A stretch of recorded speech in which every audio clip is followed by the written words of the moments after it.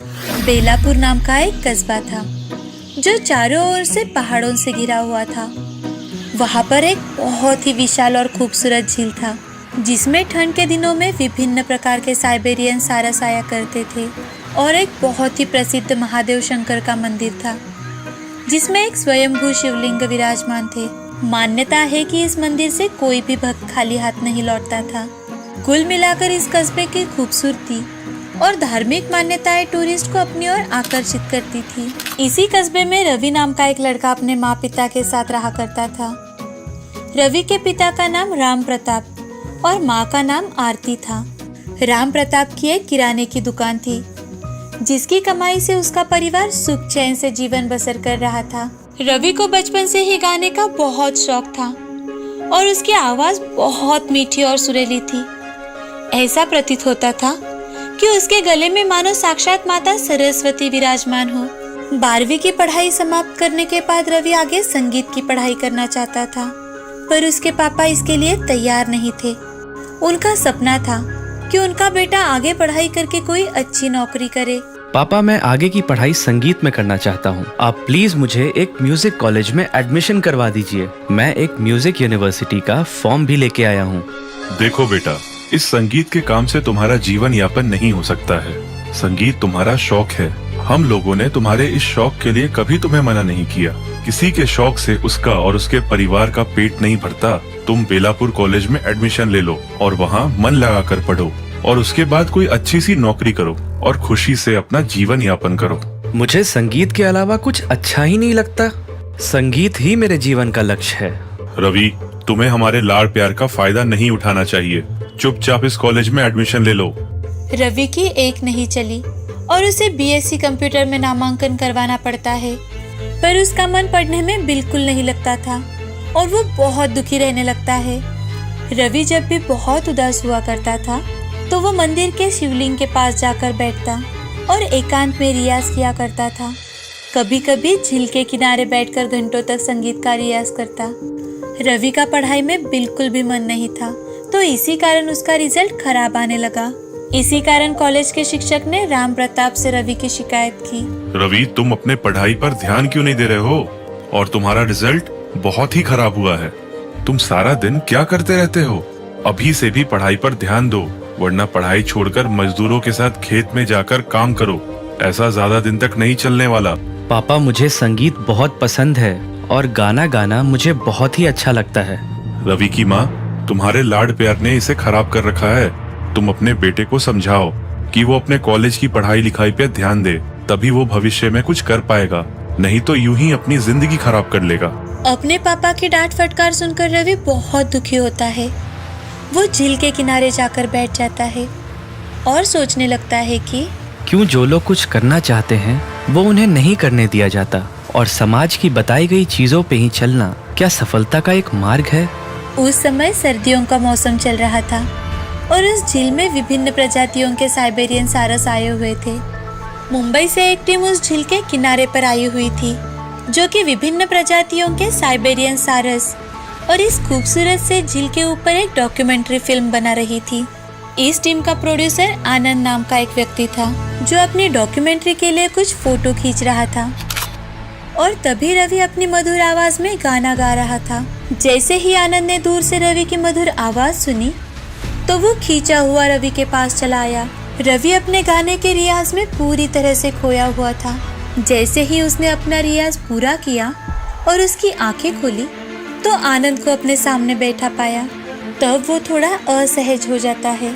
अद्भुत, बेहतरीन, बहुत खूब। क्या यार, तुम क्या गाना गाते हो? तुम्हारे गले में तो माता सरस्वती का वास है। तुम्हारा क्या नाम है? मैं रवि हूँ। तुम कौन हो और तुम्हारा नाम? मैं आनंद हूँ। तुम कहाँ से आए हो भाई? तुम तो बेलापुर के नहीं लगते। तुमने सही कहा है, मैं मुंबई से आया हूँ। मेरे साथ मेरी पूरी टीम है। हम लोग यहाँ पर कुछ दिन और ठहरने वाले हैं। हम लोगों ने बेलापुर का बहुत नाम सुना है, इसीलिए यहाँ की खूबसूरत झील और साइबेरियन सारस के ऊपर एक डॉक्यूमेंट्री फिल्म बना रहे हैं। जब मैंने तुम्हारी आवाज सुनी तो मैं अपने आप को रोक नहीं सका और खिंचा हुआ तुम्हारे पास चला आया। तारीफ के लिए बहुत बहुत शुक्रिया। तुम लोगों को जब भी समय मिले तो मुझे बताना।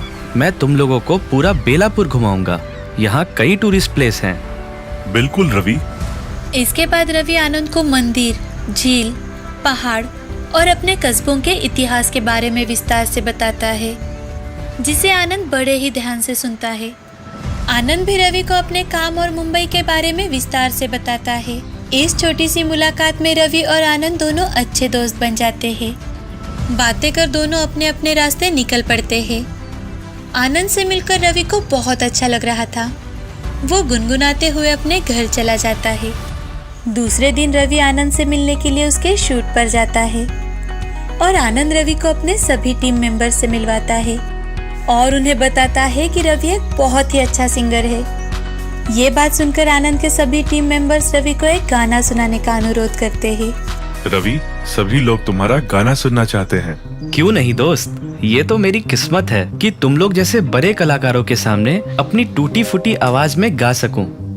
रवि सभी को गाना सुनाने लगता है। उसके गीत और सुरीली आवाज ने सभी को मंत्रमुग्ध कर दिया।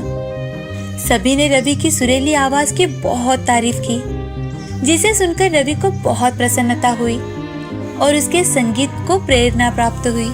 रवि, सच में तुम बहुत अच्छा गाते हो। तुम्हारी आवाज अद्भुत है, जो कि बहुत कम सिंगरों में होती है। क्या तुमने कभी स्टेज परफॉर्मेंस किया है? नहीं आनंद। रवि, तुम हमारे साथ मुंबई आ जाओ। तुम्हारी जगह यहाँ नहीं है। मुंबई में लोग तुम्हें अपने सर आंखों पे रखेंगे। तुम्हारे जैसे सिंगर की मुंबई में बहुत अहमियत है। क्या आनंद, अब तुम भी मुझे बनाने लगे? चलो काफी देर हो गई है, अब चलता हूँ। मैं मजाक नहीं कर रहा हूँ, मैं बिल्कुल सीरियस हूँ। तुम अपने हुनर को इस कस्बे में यूं ही बर्बाद मत करो। आनंद, ऐसा कभी नहीं हो पाएगा। मेरे पापा ऐसा करने के लिए कभी नहीं तैयार होंगे और वो मुझे मुंबई कभी नहीं जाने देंगे। और तो और मेरा मुंबई में कोई भी नहीं है, इसीलिए तुम मुझे सपने मत दिखाओ। रवि, तुम इस तरह से बुज़दिल और कमजोर इंसानों की तरह बात मत करो। तुम अपने पापा और मम्मी को समझाओ कि वो तुम्हें मुंबई जाने दे और अपनी किस्मत आजमाने का मौका दे। और ये कौन कहता है कि तुम्हें मुंबई में जानने वाला कोई नहीं है और तुम वहाँ अकेले हो। आनंद तुम्हारा दोस्त तुम्हारे साथ है। मुंबई में मुझसे जो बन पड़ेगा वो मैं तुम्हारे लिए करूँगा। मैं तुम्हारे पापा से इस विषय में बात भी करूँगा और उन्हें समझाने की पूरी कोशिश करूँगा। आनंद, तुम्हारी बातों से मुझे बहुत साहस मिला और कुछ उम्मीद की भी किरण दिखाई दी। मैं कोशिश करता हूँ। इन सभी बातों के बाद रवि अपने घर आता है और अपनी माँ से, माँ, मेरा एक दोस्त है आनंद और मैं उसके साथ मुंबई जाकर अपनी किस्मत आजमाना चाहता हूँ। तो क्या आप पापा से इस बारे में बात करेंगी? मैं तुम्हारे पापा से जरूर बात करूंगी बेटा। राम प्रताप दुकान से लौटकर घर आते हैं और हाथ मुंह धोकर खाना खाकर अपने कमरे में आते हैं। तो आरती उनसे कहती है, आपसे एक बात करनी है। हाँ हाँ बोलो, क्या बात है? देखिए, आप गुस्सा बिल्कुल मत कीजिएगा और मेरी बातें शांत मिजाज से सुनिएगा और फिर आपको जो निर्णय लेना होगा वो ले लीजिएगा। आरती, तुम कुछ बोलोगी या पहेलियां ही बुझाती रहोगी? चलो साफ साफ बताओ, क्या बात है? आरती बहुत ही इत्मीनान से राम प्रताप को रवि के साथ हुई बात बताती है और उन्हें आनंद के बारे में भी बताती है और उन्हें ये भी बताती है कि रवि मुंबई जाना चाहता है और वहाँ पर संगीत में कुछ करना चाहता है। इन सब में आनंद उसकी मदद करेगा। तुम बहुत भोली हो। रवि को पढ़ाई लिखाई में मन नहीं लगता, इसीलिए यहाँ से भागना चाहता है। संगीत से उसका कुछ नहीं होने वाला। आज तक उसने संगीत से कितना कमा लिया है। लेकिन एक बात तो है कि कस्बे के सभी लोग रवि के संगीत की बहुत तारीफ करते हैं। आप भी तो देखते हैं कि जब भी वो मंदिर में गाता है तो उसका संगीत सुनकर मंदिर में उपस्थित सभी भक्तगण मंत्रमुग्ध हो जाते हैं। कस्बे के कुछ लोग ऐसे भी कहते हैं कि रवि पूर्व जन्म में बहुत बड़ा संगीतकार रहा होगा। कौन जाने, भगवान भोलेनाथ की भी यही मर्जी हो। अरे तुम भोली हो। मुंबई में बहुत धूर्त लोग रहते हैं जो कब उल्टी छुरी चला दे कुछ पता नहीं चलता। वो सब तो ठीक है, लेकिन रवि अब बड़ा हो गया है। आजकल का समय भी कुछ ठीक ठाक नहीं है। डर लगता है कि कहीं ऊंच नीच ना हो जाए। इसीलिए तो हम लोगों को ठंडे दिमाग से सोचने की जरूरत है। इसीलिए मुझे लगता है कि रवि को उसके संगीत की पढ़ाई करने के लिए मुंबई जाने देना चाहिए। रवि को अभी आनंद जैसा सच्चा दोस्त मिला है जो मुंबई में हमारे बेटे की मदद भी करना चाहता है। तुम बहुत भोली हो, इसीलिए तुम्हें सभी लोग भोले नजर आते हैं। मैं इस पर विचार करता हूँ। चलो अब सो जाओ, बहुत रात हो गई है। बिस्तर पर लेटकर राम प्रताप इस संदर्भ में बहुत कुछ सोचते हैं, लेकिन किसी भी निर्णय पर नहीं पहुंच पाते और उनकी आंख लग जाती है।